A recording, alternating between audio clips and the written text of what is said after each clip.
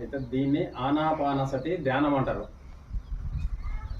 మనకి భారతదేశంలో కొన్ని వేలాది మంది గురువులు ఉన్నారు, కానీ ధ్యానం గురించి ఇప్పటి వరకు ఏ గురువు మనకు చెప్పలేదు.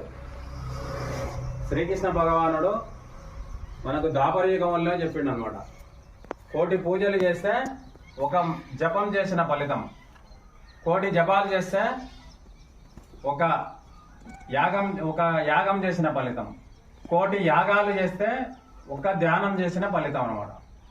అంటే మనం సింపుల్గా చెప్పాలంటే మనం ఆల నుండి 1వ తరగతి 2, 3, 4, 5, 10 తర్వాత ఇంటర్, డిగ్రీ, తర్వాత పీజీ, పిహెచ్డి ఎట్లా చేస్తామో ఈ పూజలు కూడా మనము జీవితాంతం పూజలకైనా ఉండవద్దు. మనము పూజలే చాలా ధ్యానం గురించి చెప్పిండు ఆయన. ధ్యానం చేస్తే మనకు సమస్తము లభిస్తుంది. ధ్యానం వలన సాధ్యం కానిది ఏమీ లేదు. సింపుల్ గా మీకు అర్థం కావాలంటే వీరబ్రహ్మేంద్ర స్వామి ధ్యానం చేసే కాలజ్ఞానం రాసిండు. అంటే 500 సంవత్సరాల నాడు ఆయన జరగబోయేది, ప్రపంచంలో జరగబోయేది మొత్తం ముందే చెప్పిండంటే అది ఎలా సాధ్యమైంది? ధ్యానం ద్వారానే. దాన్ని మన వాళ్ళు ఏం చేశారంటే తపస్సు అనేవి వక్రీకరించారు. తపస్సు అంటే మనకు భయం పుట్టడానికి, నెలలు కూర్చోవాలి, సంవత్సరాలు కూర్చోవాలి, దీన్ని మనం చేత కాదు, మనం చేయలేమనే స్థితికి మనం దిగజారిపోయి దాన్ని తపస్సు కింద పెట్టి ధ్యానం అనేది తెలుసుకోలేకపోయినాం అనమాట. ఈ ధ్యానం చేయడం వలన మనకు లాభాలు ఏంటంటే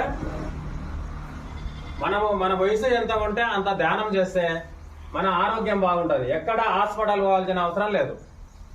మీరు ఇందులో ఎవరైనా 41 రోజు ధ్యానం చేస్తుండండి, రోజు ఉదయం గంట, సాయంత్రం గంట, మీకు శరీరంలో ఎంత మార్పు వస్తుందో మీరే గమనించండి. తప్పకుండా అన్ని రోగాలు ఏమైతే దీనిలో ఏ మాత్రం డౌట్ లేదు. తర్వాత మనకు అన్ని మంచిగా ఉండాలి, మన ఫ్యామిలీ బాగుండాలి, మన ఏ జ్యోతిష్యుల దగ్గర అవ్వకూడదు, ఎవరిని అడగకూడదు. మనం అనుకున్నవి జరగాలంటే రోజుకు 3 గంటలు ధ్యానం చేయాలి. 3 గంటలు ఎక్కడ చేయాలి? మన టైం గంట, ఉదయం గంట, సాయంత్రం మధ్యాహ్నం గంట, మనకు కుదిరినప్పుడు. లేదంటే గంటన్నర చేయొచ్చు. 3 గంటలు ధ్యానం